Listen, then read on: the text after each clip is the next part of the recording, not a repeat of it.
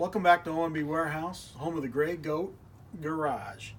Today I'm going to show you guys how to measure the oil gap on this ARC rod when you're installing it. I know a lot of you have seen Jody's email or videos on YouTube, and the guy is amazing, but certainly not all of us have the same talents that Jody has. So let's do it the backyard Gray Goat way, and I'll show you how we're going to check the clearance on the oil, but we'll start by installing the bearings. What you're going to need for this is a 12-point socket, 1/4 inch. That's very critical because you'll notice that the bolts on the ARP rod are 12-point heads, so 1/4 inch. So we're going to need to have that. That's very critical for this whole operation to get it done correctly. So first what I'm going to do is take the rod bolts out of this rod. Now I've already cleaned up this rod. I don't trust anything from anybody. Although ARC gift wraps these and they are very clean, I didn't find anything in these, but I did clean up everything first before we're even attempting this. Important to get here in the threads and make sure that there's nothing hanging up in there. You'll notice that one of the bolt holes is open on the end. The other one goes into the rod and stops. It deadheads down there. What I don't want to do, we're going to have to oil these bolts, but I don't want a lot of oil on there because you could hydraulic the bolt by having a lot of oil in this hole, and then you won't get the proper torque specs. So we'll go over all that as we go.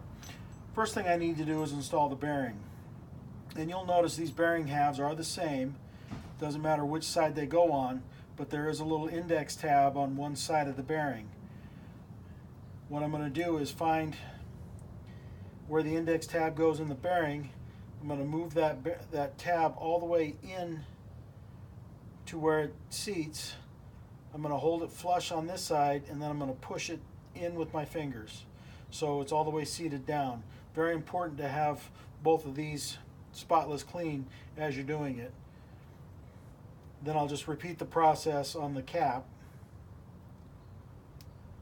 But what I'm going to do before we get started is I'm going to match up the dots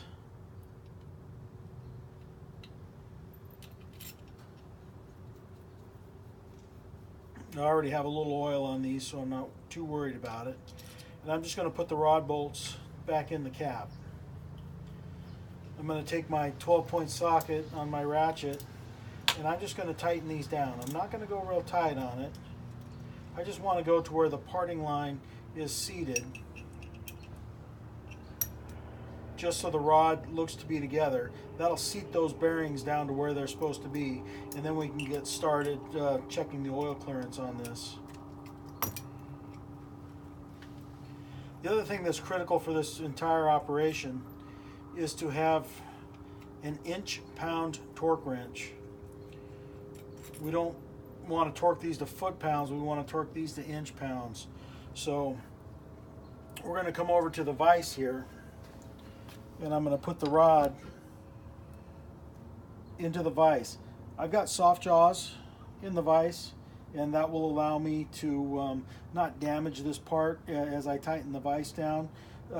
Typical vise is pretty rough on the jaws. If you don't have soft jaws, wrap it in a rag, or I would like to see a rag and a piece of wood on both sides. But we have the soft jaws here, so we're just going to tighten this down. Make sure that this is tight enough where it's not going to go anywhere once we drop the crank in. Okay, so I'm just going to gently set my crank down into the rod and just get it to where it's in a resting position. Okay, make sure that it's up above the jaws of the vise so you have full movement on it. Once we get started on this operation, we don't want that to move. I've already cut a small piece of Plastigauge, which is going to help us measure the oil gap between the bearing and the crankshaft. So I'm just going to set this very gingerly on the top of the crank, and then I need to match up the little dots that they put one on each side. So I'm going to match that up, and I'm going to slowly press this down on there. Once we start this process, don't move the crank. I do need to take some of my 30 weight oil and oil these bolts. We're going to be torquing these to 170 inch-pounds, but we need to do things in increments. So we're going to have to go slowly on this. Here we go. Not too much oil. We just want to oil the threads on these. And like I say, that one bolt hole that deadheads, we certainly don't want to have too much oil in there, so this hydraulic's in the hole and we'll get an inaccurate torque reading. So I'm just going to tighten these down by hand. We're going to do this in 2 steps. I've already got my torque wrench set for 60 inch-pounds. And I'm just going to try and keep these equal as we go.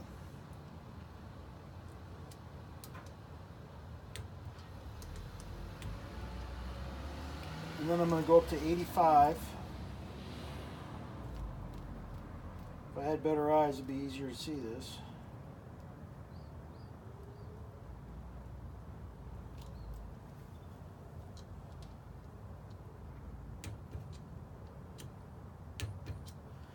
Now I'm going to go to 110.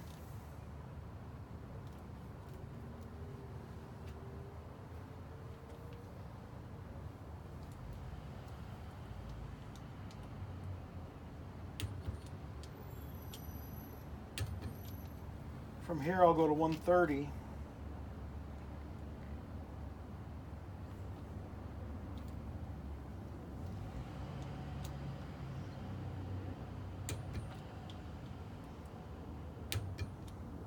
And then to 150. The 150 is not the final torque spec.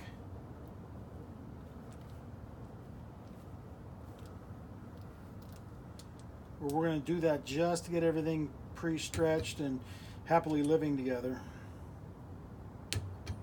Okay, so now we're going to back the torque wrench back down to 60.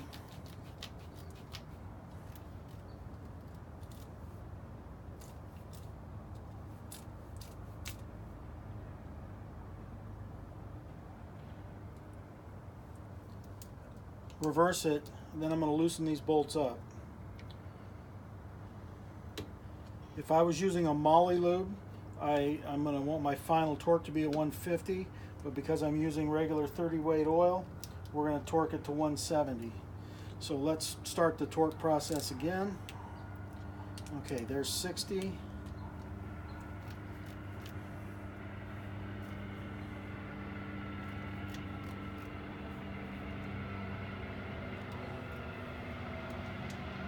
Here's 85.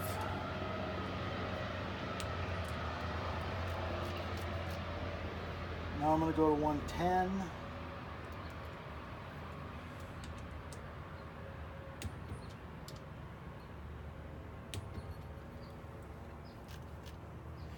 And now we're going to go in 20-pound increments until I get to 170.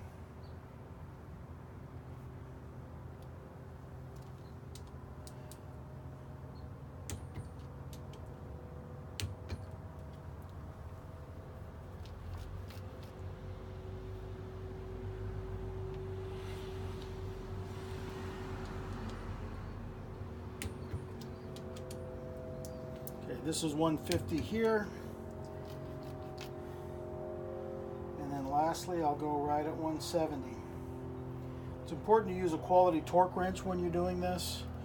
I know Harbor Freight actually sells a decent unit, but it's so far out of calibration right out of the box that you're going to have to use it first and test it before you get a true reading on it. There's a real heavy grease on the inside on the plastic clicker, and that will cause you some problems with correct torque. So make sure that it's broken in and it's correct, and then you'll get a good torque reading. So we're going to carefully loosen these bolts. Be careful not to let your crankshaft move around at all. Now we can get these bolts out of here. If you drop a washer, make sure that there's a taper on the inside of the washer, or that'll go towards the top of the bolt. It needs to be absolutely flat on the bottom portion of the bolt. Now we can just gently lift off the cap, and if you come over here closely, you can see that the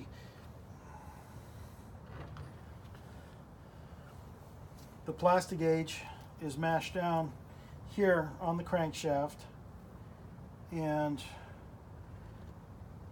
we have just a little over 2/1000 clearance. That's 0.002, which is just about perfect. I'm thinking we have about 25 thousandths right here, and that's right where I want to be. So this crank is good for this rod and bearing combo. So now we can start assembling. I will take and scrape this plastic gauge off with my finger. We're going to have to come back and clean this crank up and make sure that it's spotless. That's part of my builds, is having everything spotless. You can get your rod back out of the vise now. We can put this aside and get ready to install the piston.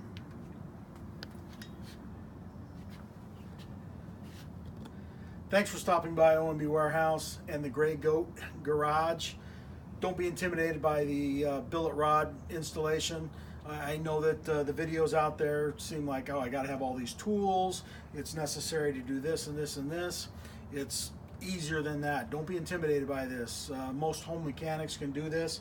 The important part, a quality torque wrench, have a 12-point quarter-inch socket. I got mine at Craftsman. The whole set was less than 15 bucks. So it's an easy, cheap deal. And make sure that you keep everything clean, lube up your rod bolts, put it in, you're set to go. Start turning 9,000 RPM, and you've got no worries. Thanks again for stopping by OMB Warehouse, the Gray Goat Garage. Don't forget, visit us online, ombwarehouse.com, or hang out with the ding dongs over at oldminibikes.com.